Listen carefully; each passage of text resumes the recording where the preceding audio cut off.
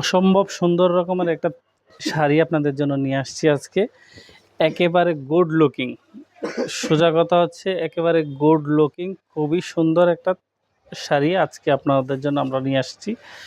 একেবারে চমৎকার। এই যে দেখেন, এটা হচ্ছে আঁচলটা, আর পুরো বডি সেটআপমেন্টটা হচ্ছে এটা। একেবারে সুন্দর, কালারটা দেখেন, একেবারে খুব সুন্দর একটা কালার কম্বিনেশনের মধ্যে এই শাড়িটা আপনারা আমাদের কাছ থেকে পেয়ে যাবেন রিজনেবল প্রাইসের মধ্যে।